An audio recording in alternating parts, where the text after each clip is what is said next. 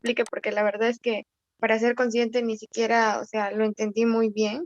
O sea, en su diapositiva está específicamente, o sea, cómo pasa de proceso a proceso, pero como yo lo encontré como la tarea que lo dejó, no, y más o menos quisiera que nos, bueno, me guíen eso, porque no sé, por favor. A ver, espérate para verlo bien tu dibujo.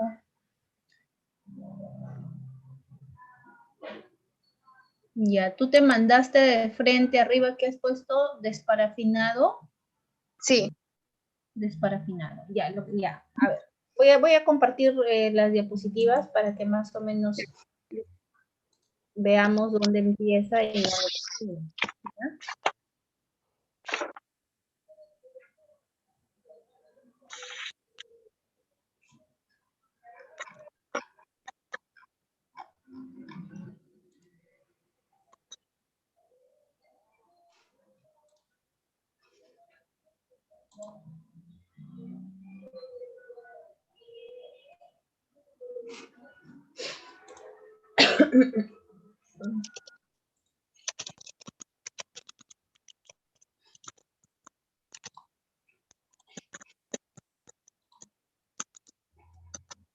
Ya está, miren. Entonces, habíamos mencionado que todo se inicia con la obtención de la muestra, ¿verdad? Habíamos mencionado que todo se inicia con la obtención de la muestra. Y la obtención de la muestra no es más que la podemos obtener mediante una biopsia, necropsia o extensión hemática, que es lo que te falta, ¿no? ¿Cómo obtenemos el tejido en el cual nosotros podemos trabajar la técnica histológica? Inmediatamente que ya tenemos el tejido, que puede ser una muestra por decir de piel, e incluso les di un ejemplo. El ejemplo más frecuente que hago es el ejemplo del lunar, ¿no? Si lo vemos raro, si lo vemos deforme, si lo vemos que crece, si lo vemos negro. Ya de hecho hay una sospecha de que algo malo está sucediendo probablemente. Van al dermatólogo y normalmente para determinar si el especialista pues le ve características de malignidad, inmediatamente hace una biopsia. Entonces obtiene un pedazo de piel por diferentes técnicas que pueden realizarse la biopsia, ¿no? Las biopsias hay diferentes tipos, tenemos incisionales y excisionales. Dentro de estas tenemos por shape, tenemos por punch, tenemos por losange, tenemos por cuña, etcétera. Entonces, una vez que obtuvimos la muestra, pasa al proceso de fijación. Habíamos dicho que el fijador universal, en este caso, es el formol al 40%, pero que nosotros tenemos que graduarlo al 36%. El fijador formol universal no es solo el único, hay varios fijadores, tanto simples como compuestos, ¿no? Dentro de los simples tenemos también el alcohol, tenemos el ácido pícrico, dentro de los compuestos tenemos la solución madre de Zenker, etc. Luego de la fijación, y la fijación de hecho nos sirve para detener procesos de muerte celular, de necrosis, ¿no? Por ejemplo, si es que el tejido queda desprovisto de vascularidad, pues obviamente el tejido se va a volver inviable, se inician o se activan los procesos de muerte celular. Y en este caso, para que suceda la muerte celular, se activa la desnaturalización de proteínas, la digestión enzimática. Entonces, básicamente, este formol actúa momificando la célula, manteniendo la célula en su forma como estaba en vivo, sin ningún proceso de muerte celular, ¿no? Entonces, esa es la labor del fijador. Posteriormente nos vamos a la deshidratación, y la deshidratación incluye la utilización de alcoholes en concentraciones crecientes. ¿Qué quiere decir? Que utilizamos alcoholes de 70, de 96 y de 100 grados. Entonces, de tal manera que una vez que el tejido que pasa a través de estos alcoholes, cuando ya terminamos en el alcohol de 100 grados, vamos a tener un tejido completamente seco, deshidratado. ¿Por qué es importante realizar esta deshidratación? ¿Por qué? Porque ustedes saben que los tejidos y nuestro cuerpo humano tiene el 70% de constitución de agua. Entonces, por eso es importante. Y para los siguientes pasos tenemos que tener un tejido deshidratado. Luego ya viene el aclaramiento. Y el aclaramiento no es más que la utilización de un líquido que se llama silol, ¿no? O también tenemos otros como el tolueno, el benceno, el neocler, la gasolina, que son sustancias aclaradoras y como su mismo nombre lo dice, aclaran el tejido, lo vuelven blanco y eliminan todo tejido graso, toda grasa que pueda haber dentro del tejido. Para que el siguiente paso se dé óptimamente, porque el siguiente paso se da con parafina, y si el tejido tuviera grasa, por ejemplo, la parafina simplemente no se va a unir al tejido. Entonces, esa es la función del silón.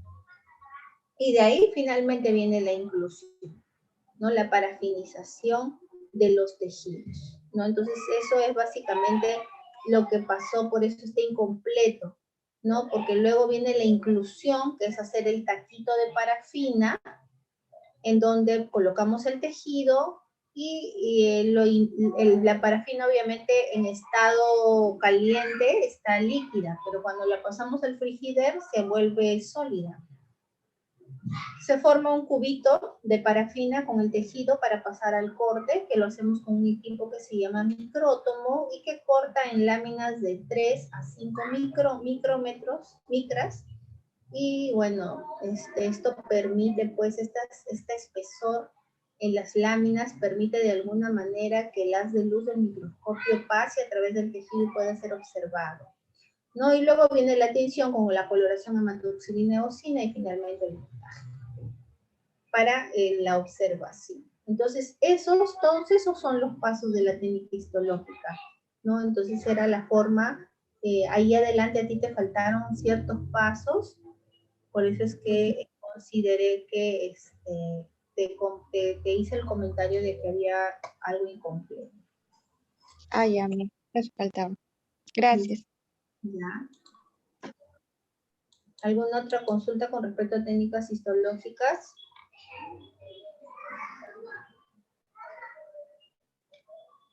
¿No? Recuerden tener en cuenta en relación a las coloraciones especiales, ¿no? La hemotoxilina eosina es el coloreante universal, donde tiñe los núcleos basófilos y el citoplasma y el resto de estructuras en los diferentes tonalidades de rosa a fucsia, ¿no? Que es parte de la eosina, que es un colorante acidófilo. Luego podemos utilizar otras coloraciones que se conocen como coloraciones especiales porque nos ayudan a destacar ciertas estructuras, como por ejemplo la tricrómica de Masson que nos ayuda ahí a destacar tejido conectivo en color azul. Vemos acá el ácido periódico de Schiff que nos sirve para las membranas basales, nos sirve para el moco de las células caliciformes, también nos sirve para los hongos. El Wright y Jensa para destacar estructuras de las células hematopoyéticas, ¿no? Acá tenemos glóbulos rojos, glóbulos blancos, son los extendidos que nos permiten de alguna manera observar el conteo y ver si el paciente está con su forma roja, serie roja y serie blanca óptima. Coloraciones especiales como el Luxol Fast Blue o el violeta de Cresilo para destacar estructuras mielinizadas. Tenemos la Gomori aldehído fucsina para destacar fibras elásticas. Hay coloraciones especiales para grasa, ¿no? Como el FAT, la tinción de grasa Osmium o también el Sudán 3 o Sudán 4. Algunos le llaman rojo-negro. Las tinciones de plata como la impregnación argéntica para las fibras de reticulina y la microscopía electrónica que básicamente nos enseña a las estructuras en forma... Oh, perdón.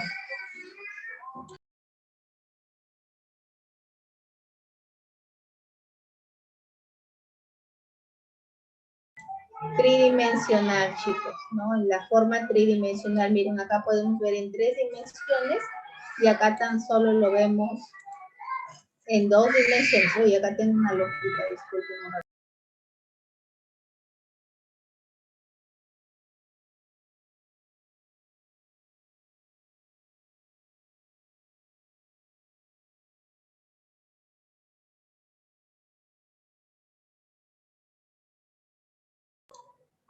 Bien, chicos. Entonces, hasta aquí todo claro.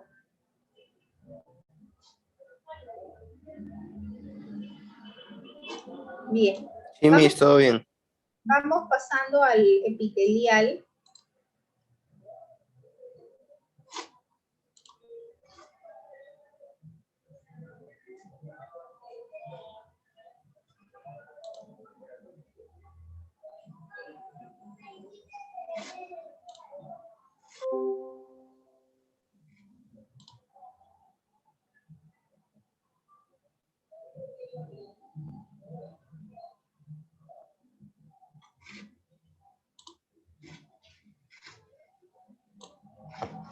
Vamos con la práctica de tejido conectivo.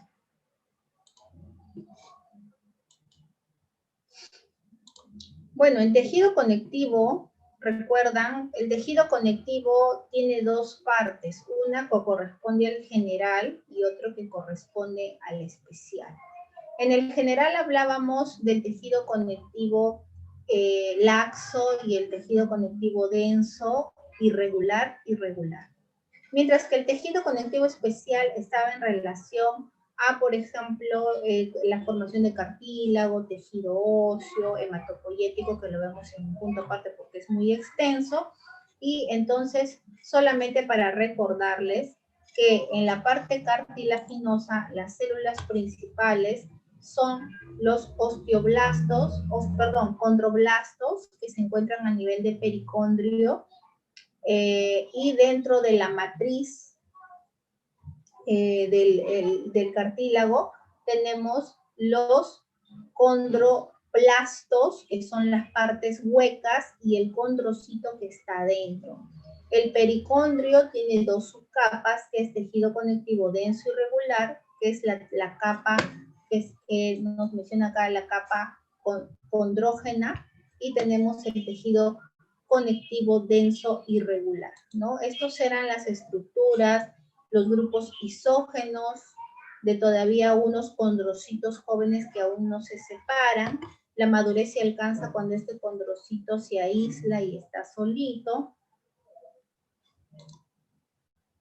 Habíamos mencionado que dentro de los cartílagos tenemos tres tipos. Tenemos el cartílago hialino, que es este, que es en la lámina de tráquea. Teníamos los cartílagos elásticos, que los observamos, por ejemplo, en pabellón auricular, y los cartílagos fibrosos como este que encontramos en disco intervertebral y sínfisis púbica, ¿no? En donde básicamente la parte de los condrocitos y condroplastos está venida a menos y predomina un tejido colágeno tipo 1.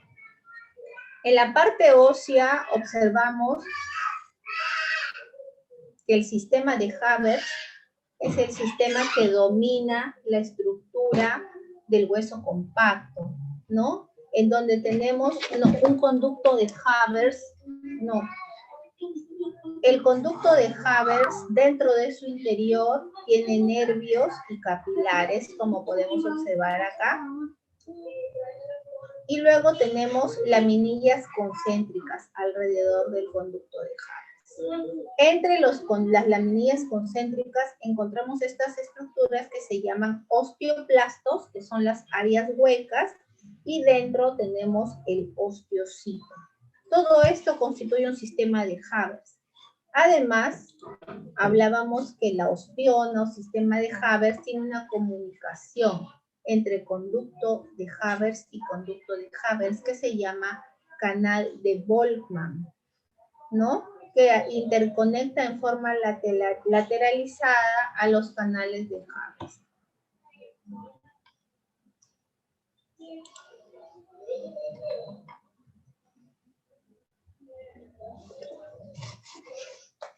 ¿Alguna pregunta acá, chicos?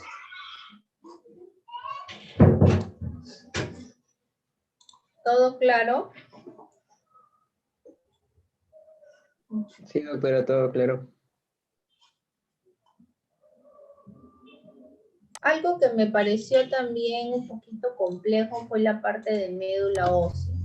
No sé si tienen alguna dificultad en médula ósea, pero básicamente era esto, ¿no? Esta es la parte de las estructuras que se dan en la hematopoiesis, ¿no? Y esta hematopoiesis, que es la formación de células, tanto de la serie roja como de la serie blanca, se da en la médula ósea en el adulto, ¿no? Los linajes provienen de una célula madre pluripotencial que nos da dos linajes que son el linfoide y el mieloide básicamente.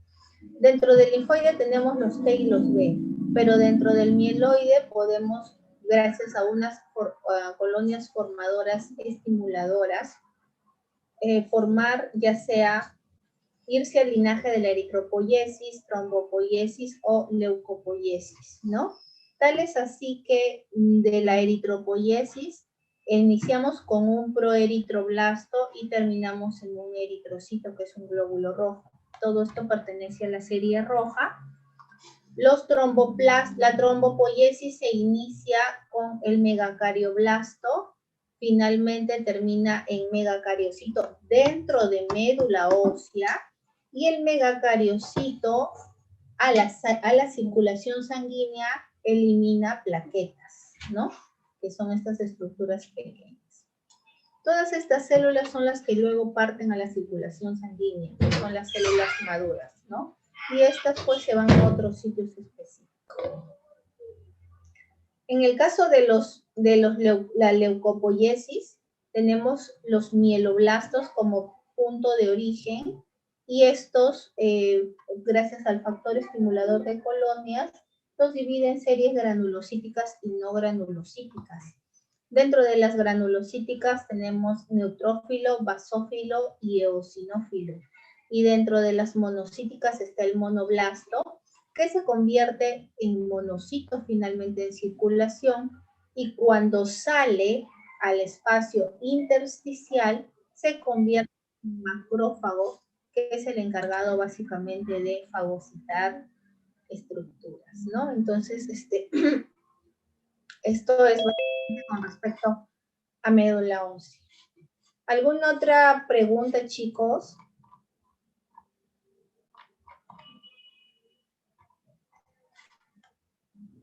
Doctora, una pregunta. Doctora, Sí, la escucho. ¿en qué se diferencia un eosinófilo con un, bueno, con ¿Con quién? con un mastocito? Un mastocito creo que es. Bueno, los mastocitos por lo general son estructuras granulares color azul. O sea, son puntos, puntos, puros puntos, ¿no? Los mastocitos.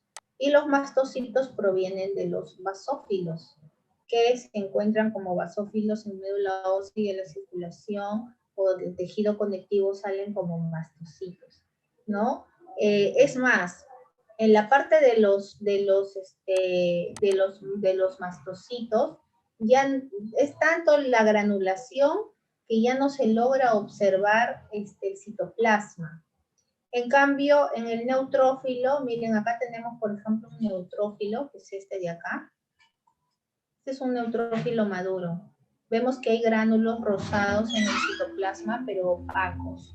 Y tenemos núcleo segmentado que puede ir de 3 a 5 lóbulos, ¿no? Este, por ejemplo, es un neutrófilo, pero abastonado. O sea, es un neutrófilo joven que todavía no ha madurado, ¿no? Los neutrófilos maduros se caracterizan porque tienen polilobulación en el núcleo. Esa es la diferencia.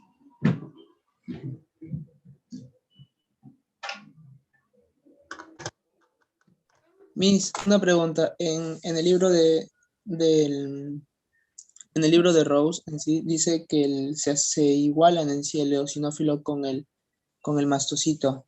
Están en el mismo documento, se puede decir, en el mismo informe. ¿Por qué o a qué se debe? No, esto se refiere básicamente a que parten del mismo linaje, de acá, del mieloblasto, ¿no? Son células de leucocitos granuladas, tanto el eosinófilo, el neutrófilo y el basófilo. Esas tres estructuras provienen del mieloblasto. A eso se refiere, que están bajo el mismo linaje. Carely Gutiérrez, ¿alguna pregunta? Disculpe, ¿y el plasmocito de qué deriva? Uno es mastocito y el otro es plasmocito. ¿Cómo? Yo leí, bueno, en realidad lo vi en una imagen que derivaba de frente de la célula mieloide, de frente derivaba un plasmocito. Plasmocito. Sí, no sé, porque uno es plasmocito y otro es mastocito. A ver, los plasmocitos son células plasmáticas y las células plasmáticas provienen de los linfocitos B. Estamos hablando de esta serie. Ya, el linfocito B, cuando madura, da la célula plasmática, que es la que va a la circulación. No proviene de esta área de acá. Las células granuladas de la leucopoiesis que provienen de los mieloblastos son solo estos tres: eosinófilo, basófilo y neutrófilo. El basófilo, mientras se encuentra en circulación, se llama basófilo, pero cuando pasa al tejido intersticial se convierte en mastocito. Ay, a mis gracias. ¿Ya? Entonces, el plasmocito es de los linfocitos B, es de la otra línea. No se vayan a confundir en eso.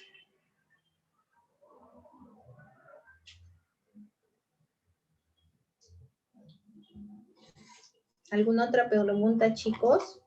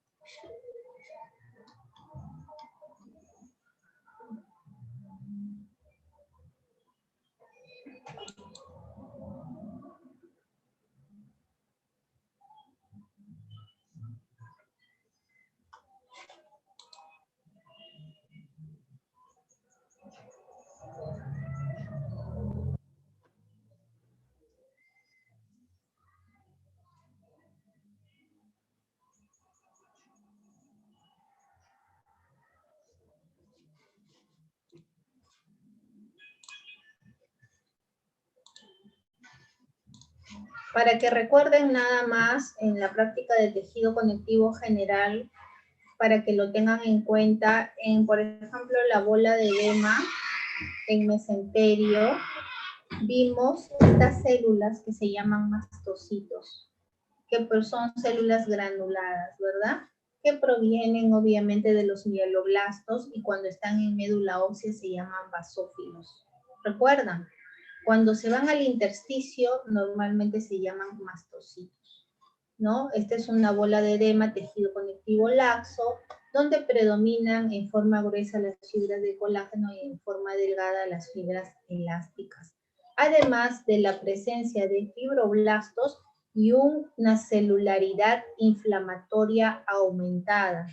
Recordemos que los fibroblastos son células permanentes y también células temporales como los linfocitos, las células plasmáticas, los macrófagos, están acá, ¿no? Transitando y patrullando de tal manera de proteger al tejido. También teníamos... ¿Cómo? También teníamos al tejido adiposo, que parte del tejido conectivo, con un núcleo desplazaba a la periferia en forma de semiluna o triangular, se dividía en lóculos, quedamos septados por lo general con tejido fibroso, el tejido conectivo denso irregular, ¿no? Con fibroblastos, en su superficie, ¿no? Que son los formadores de las fibras de colágeno o matriz extracelular. Y hablábamos también del conectivo denso regular, que lo encontramos en tendón, y miren los cortes, son bastante regulares, todos en un solo sentido, y acá podíamos identificar al tendinocito o también al fibrocito, ¿no? Que es una modificación del fibroblasto que se encuentra en forma inactivada. Entonces, eso para tenerlo en cuenta, ¿no? El resto ya lo hemos visto, conectivo denso irregular, de la dermis reticular, ¿no? Acá tenemos el tejido conectivo laxo de la dermis papilar. Y bueno, este era un corte de piel para que ustedes vean el conectivo laxo y el conectivo denso irregular. Bien, chicos, la otra semana hay examen, entonces se vienen preparados para su examen. En realidad, me gustaría que lo den todos juntos, todo el grupo juntos en un solo horario, para no crear confusiones, ni problemas, ni malos entendidos. Solo que tenemos que de alguna manera ver el horario en el cual se va a tomar el examen. ¿Ya? Entonces estaré comunicándome con la delegada